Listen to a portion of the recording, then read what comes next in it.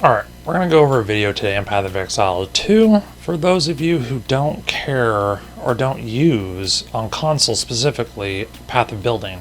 Now, Path of Building is such a great tool for those who are on PC and for those who are on console because it's not integrated into Path of Exile 1 or 2 as of yet.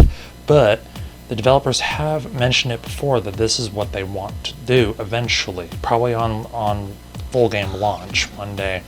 But until then, for those of you who don't care about using the Path of Building website, I'm going to show you how you can go about it inside the console from the game itself. Now, all you got to do is take your high-level character, whatever level it is. Hopefully, it's like 60, 70. If you completed Cruel difficulty, that's more than enough. You should have a ton of skill points all ready to go.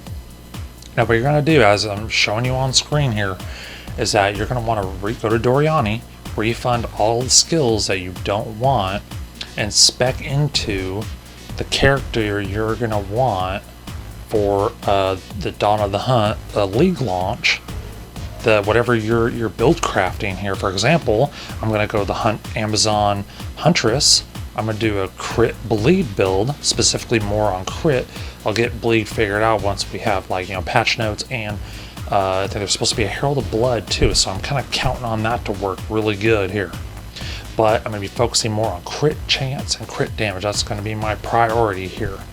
Now, a lot of this is subject to change, especially the invasion nodes I took here. If evasion's really crappy, I might substitute a lot of these nodes for other ones. More, attack speed, skill speed, whatever I can get. Accuracy is going to be important because of the ascendancy. And I know there are some nodes down below here that I passed up that are bleed nodes.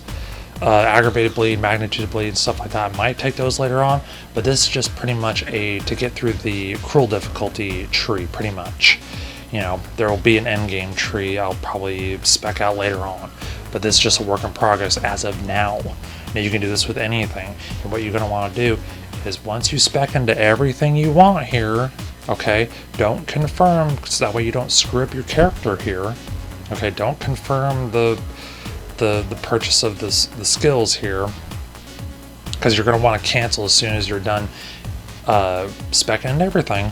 Okay, then you take the screenshots on console or on your phone, whatever you want, and then after you're done making sure you have everything good to go, get all your screenshots in, then don't confirm, you hit cancel, and then all these skill points go back to where they were when you started. And I'll show it at the end of the video there, just to so a little peace of mind here, so you don't go kicking and screaming like you accidentally confirmed and yada yada.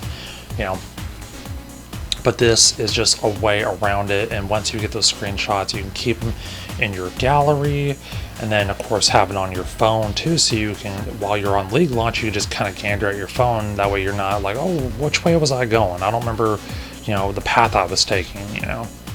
And of course you have your endgame screenshots too. You'll be able to do that when time comes, and just change as you go, depending on what, maybe you'll find something else you liked along the way, a particular skill, support, whatever, the ascendancy, and you decide to change it. Like maybe instead of crit bleed, I'll go like freeze crit, or bleed freeze, or I don't know, something. It just depends on what is going to be super strong when everything is said and done on April 4th when Dawn of the Hunt launches update 0.2.0. And I'm looking forward to it as much as you guys. I cannot wait to play Huntress. I know there's a lot of cool things like the Lich Ascendancy and everything that's looking badass, but Huntress, I'm pumped up for that. Now, hopefully this explains it very clearly to you guys, and hopefully this helps you out, give you an idea to kind of create your own path of building within the game without using a third-party website.